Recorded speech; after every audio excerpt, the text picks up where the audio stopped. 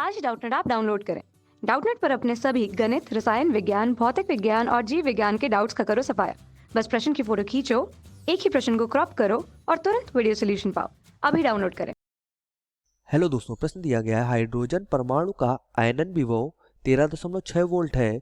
ज्ञात कीजिए। पहला भाग है हाइड्रोजन परमाणु में इलेक्ट्रॉन की ऊर्जा का निम्नतम मान, दूसरा भाग है रिडबर्ग नियतांक, तीसरा भाग है लाइमन श्रेणी की सबसे छोटी तरंग दैर्ध्य, चौथा भाग है बामर श्रेणी की पहली स्पेक्ट्रमी रेखा मतलब एच अल्फा की तरंग दैर्ध्य, और हमें पांचवा भाग में दिया गया है कि बामर श्रेणी की एच बीटा रेखा की तरंग दैर्ध्य, और छठा भाग है इसका बामर श्रेणी की सीमा की तरंग दैर्ध्य। मतलब 6 भाग में हमें प्रश्न दिया गया है और हमें आयनन विभव का मान प्रश्न में दिया गया है। ठीक है, तो आइए प्रश्न को हल करते हैं। देखते हैं हमें आयनन ऊर्जा का जो मान दिया गया है या आयनन विभव का जो मान दिया गया है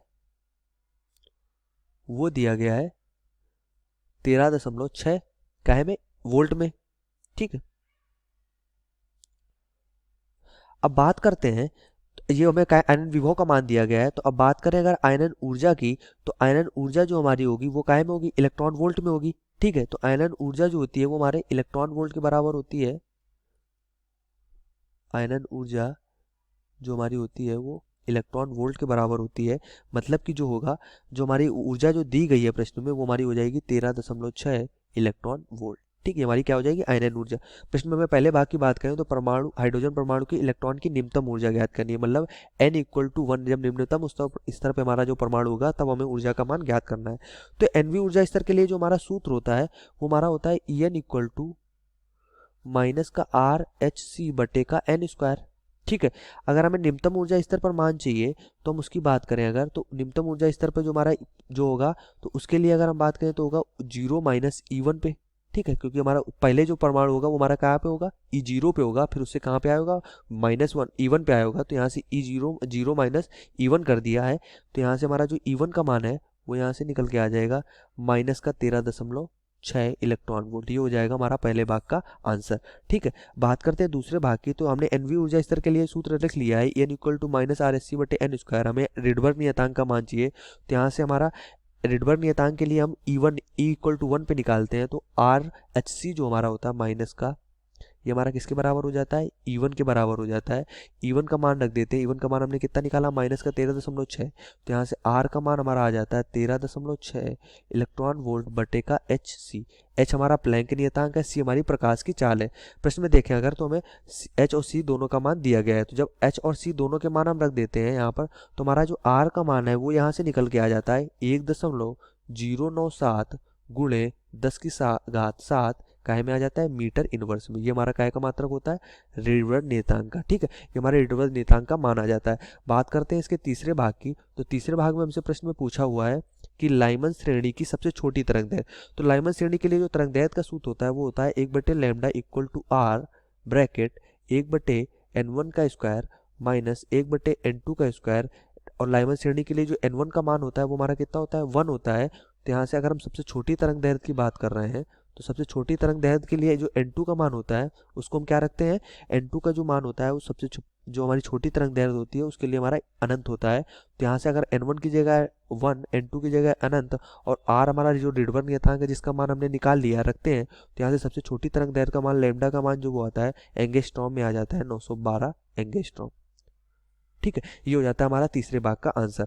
बात करते हैं इसके चौथे भाग की। चौथे भाग में हमसे प्रश्न में पूछा हुआ है कि बामर श्रेणी की पहली स्पेक्ट्रमी रेखा के लिए एच अल्फा की तरंग दैर्ध्य बताइए। ठीक है, तो बामर श्रेणी के लिए जो तो हमारा तरंग दैर्ध्य का सूत्र होता है वो होता है 1/λ = R 1/n1 का स्क्वायर। तो बामर श्रेणी के लिए जो n1 का मान होता है वो हमारा 2 होता है, मतलब 4 हो जाएगा, माइनस 1/n2 का स्क्वायर। ठीक है, ये होता है हमारा बामर श्रेणी के लिए। बात कर रहा है एच अल्फा के लिए। तो एच अल्फा कण के लिए जो हमारी तरंग दैर्ध्य होती है उसके लिए n2 का जो मान होता है वो हमारा 3 होता है। तो यहाँ से जो लैम्डा का मान है वो यहाँ से एच अल्फा के लिए जो हमारा आ जाता है बामर श्रेणी की, वो आ जाता है 6561 एंगस्ट्रॉम। 6561 एंगस्ट्रॉम। ठीक है, ये हमारा एच अल्फा की तरंग दैर्ध्य होती है।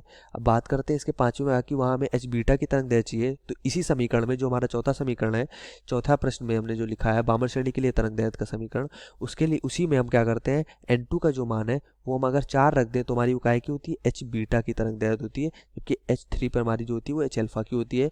तो यहाँ से हमारा जो लैम्डा का मान है वो यहाँ से n इक्वल टू 4 रखने पर जो लैम्डा का मान आता है वो आ जाता है 4853 एंगस्ट्रॉम। ठीक है, तो वो हो जाता है हमारा यहाँ पे 4853 एंगस्ट्रॉम। ये हो जाता है हमारा चौथे भाग का, पांचवें भाग का अरे आंसर हो जाता है। ठीक है, लास्ट भाग में हमसे प्रश्न पूछा हुआ है बामर श्रेणी की तरंग दैर्घ्य की सीमा बताइए। तो बामर श्रेणी की तरंग दैर्घ्य की जो सीमा होगी उसके लिए हमारा n2 का मान कितना होगा, अनंत होगा। ठीक है, तो जो तरंग दैर्घ्य आ जाती है यहाँ पर वो लैम्डा का मान जो यहाँ से आता है वो आ जाता है 3640 एंगस्ट्रॉम। क्योंकि जब हम समीकरण में r का मान रख देते हैं, रिडबर्ग नियतांक का मान हमारा कितना है 1.097 इंटू 10 की घात 7 यहाँ पे रख देते हैं, और n1 का मान हमारा बामर श्रेणी के लिए होता है 4 मतलब 2, तो 2 का स्क्वायर कितना हो जाता है 4 माइनस 1/n2 का स्क्वायर। तो हमें सीमा निकालनी है, तो सीमा निकालने के लिए किसी तरंग दैर्घ्य की वो हम उसके लिए n2 का जो मान होता है वो अनंत रखते हैं। तो यहाँ से लैम्डा का मान एंगस्ट्रॉम में आ जाता है 3640 एंगस्ट्रॉम। ठीक है, यही हमारे प्रश्न के आंसर थे। धन्यवाद। कक्षा 6वीं से 12वीं से लेकर नीट, IIT, जेईई वो एडवांस के लेवल तक 1 करोड़ से ज्यादा छात्रों का भरोसा। आज ही डाउनलोड करें डाउटनेट ऐप या व्हाट्सएप करें अपने सारे डाउट्स 8400 400 400 पर।